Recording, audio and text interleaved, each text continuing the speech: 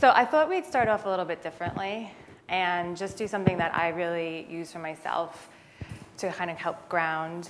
And so I'm going to ask you to breathe with me and just close your eyes. Just get really comfortable in your seat. Really feel the back of the chair, the bottom of the chair, maybe even the floor. And just rest in that. And as you're sitting there and breathing in, taking a deep breath, I just want to remind you that your story matters, and who you are matters, and what you do matters. And as you take one more deep breath and exhale out, I'm going to ask you to turn your lips upward and smile and open your eyes, and here we are. So, I actually have 2 more questions for you tonight.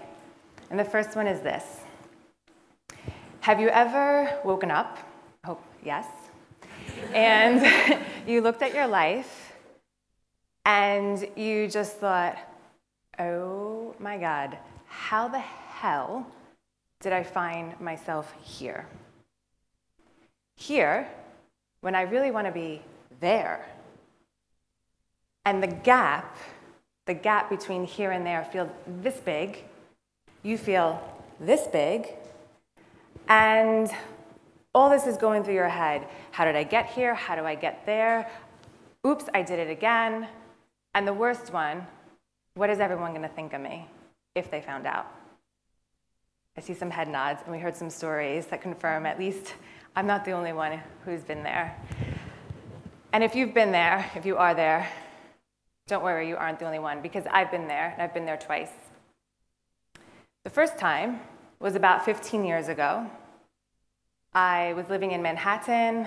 I had an apartment on the Upper East Side, and my life basically revolved around 2 things: going to work and working out. I would leave the office, I would go for a run around Central Park, and then I'd go to the gym. And this was all for very, very vain reasons, to make sure that my arms looked just like Madonna's, and to make sure there was no longer any confusion between the back of my thighs and a bowl of cottage cheese.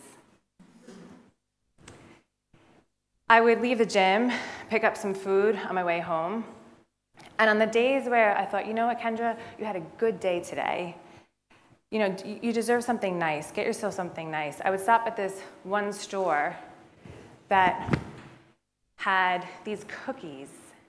They looked amazing.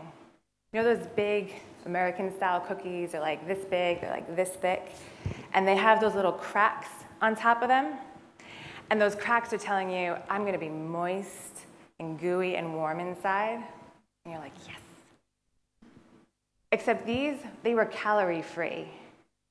And so the reality is, they tasted like complete ass.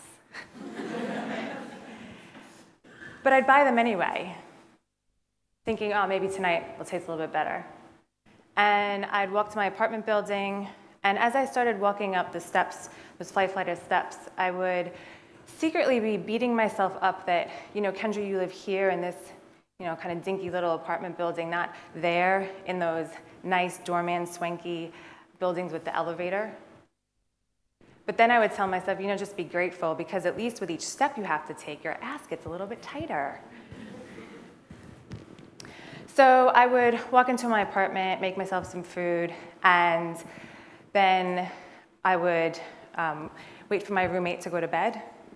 And I would walk back into the kitchen, because my dinner never actually really filled me up. And I would then eat those cookies, all 5 of them at once. And because that never really kept me free full either, I would then look around the kitchen for whatever other food I could find. It didn't matter how old it was, how stale it was, or if it was even mine, I would eat it. And at that point, I would then finally feel full, painfully full. And because the real pain wasn't so much what was in my stomach, but the idea that tomorrow I have to face the world with all this grossness inside of me, I would then go to the bathroom and I would make myself sick, and I would vomit until everything was out of me. I had what you might call a problem called bulimia. And the thing is, I had this problem for a few years before I actually woke up to it and admitted to myself. You see, because I was the good kid. I never got in trouble. I didn't do mess. I don't do failure.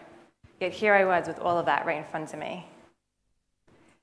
And so when I finally admitted to myself that this was a problem, I did what I knew how to do best. Fix it, fight it, get rid of it as quickly as possible. And my solution for that was actually really simple. It was, if I don't throw up, then I'm not bulimic. So I just made sure I didn't throw up. And that worked until it didn't. And then I was here again with my head over the toilet. And it was at that point I really had to ask myself, okay, what's going on here? And I had to get curious and look beneath the surface a little bit. And when I did that, what I found was this. It was actually a gift. It was actually an invitation to something better than being in this fight with myself and with my food, that there was actually the possibility for me to be free, that I didn't have to worry about what I looked like. I didn't have to worry about my food. I could just be free to be me, eat what I want, wear what I want, do the work that I want. And so I followed that, and it was awesome. And I was finally free of bulimia. And I thought I was good to go. And then I found myself here again. And this time not with food, but a year ago, I found myself walking into my local town hall with a stack of papers this thick, applying for benefits. For you, benefits may not seem like a big deal. For me, it was the ultimate game over, pull the plug failure. Not only was I the good kid, I was a smart kid. I had straight A's. I graduated from an Ivy League college. I had worked for a company that had a freaking book and a movie and a song named after it. Everything I had done in my life was to set me up for success, and there I was failing. And similar to the bulimia, it didn't come out of the blue. I kept telling myself, next month will be different, next month will be different. The two businesses that my husband and I were trying to set up, they weren't financially sustaining us for a while.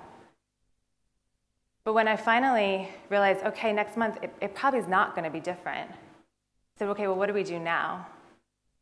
And the thing is, I knew, don't fight this, because fighting didn't work last time, why would it this time? And so what I chose to do instead, what we chose to do, was to try something different and actually practice what got me out of bulimia in a sustainable way and try it here.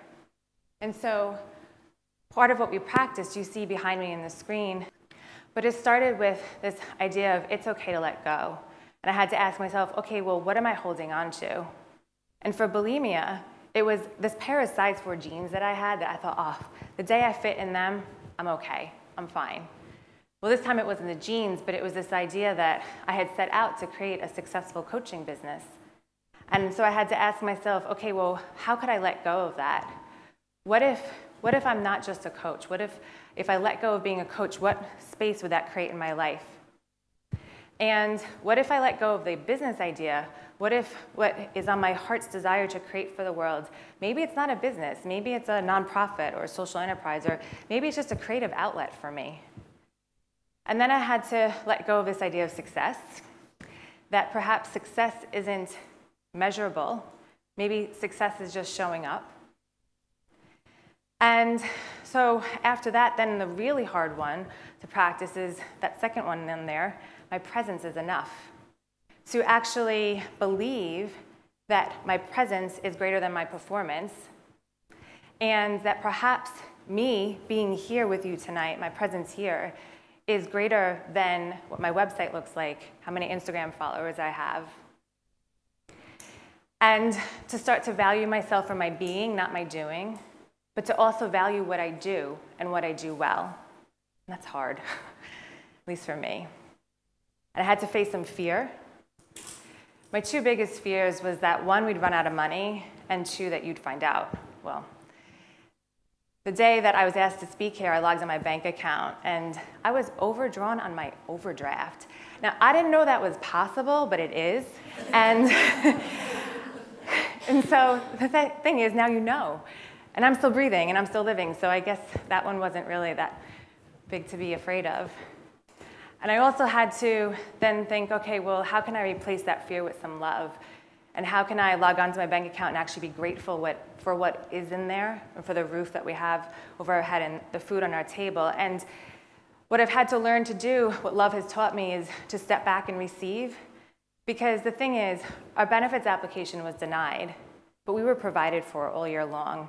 And I had very little to do with that. And that was a huge pill to swallow. And what that has all led me to is truth.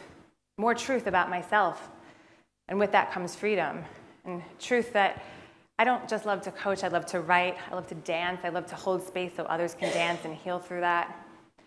That I wrote a book, and it was only me stopping it from being published, and now it's published. I also found a truth that my marriage is more important to me, and me being present is more important than me having a successful business, and I fail at that miserably every day. And the other truth that I found is that, you know what, it's okay to not have it figured out all the time.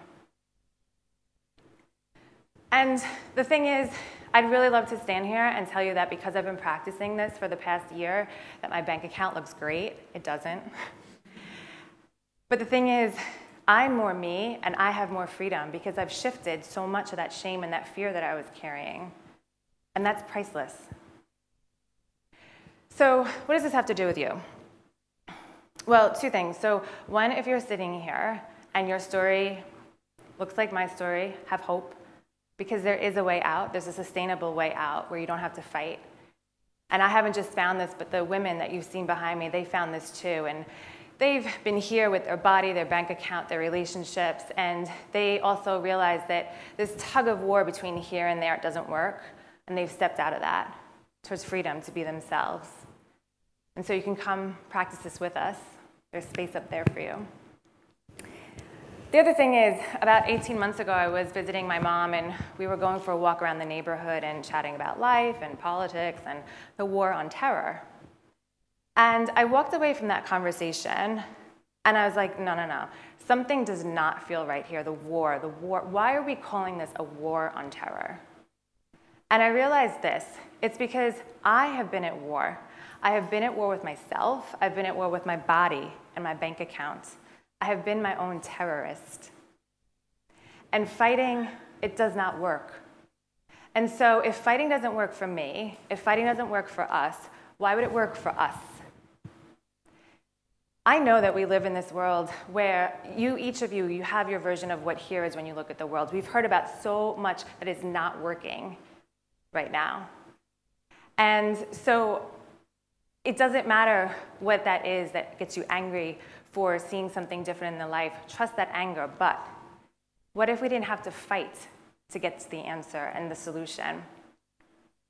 And I look at my life and I look at my story and I think, right, if fighting didn't work for me and it doesn't work for us, I don't think it's going to work for all of us to get out of where we are. But what if we started to all practice something different? What if we all started to practice what I've been practicing, that it's okay to let go of holding on to the thought that I'm right and you're wrong. It's okay to let go of whatever it is you're hanging your self-worth on. It's okay to actually start to value yourself for who you are and not what you do, and to love yourself wherever you are, even if it's messy, and even if it looks like failure. And perhaps by doing that, you could then give that gift to the person next to you, even if you have very different ways of voting, very different ways of praying, very different ways of thinking. But perhaps we could stop having to protect ourselves from the other and actually come together and find a way to love and to care for each other. And perhaps if we practice that, it would lead us to some truth, your own personal truth, and the truth about what is on your heart and what you want to see for this world. And if we followed that, and we've all listened to women who are following this, and we can all do this together, perhaps we lead to a sustainable solution for our world. So here's my second question for you tonight. Would you practice this with me? And would you practice this with us? And would you practice this for us? Thank you.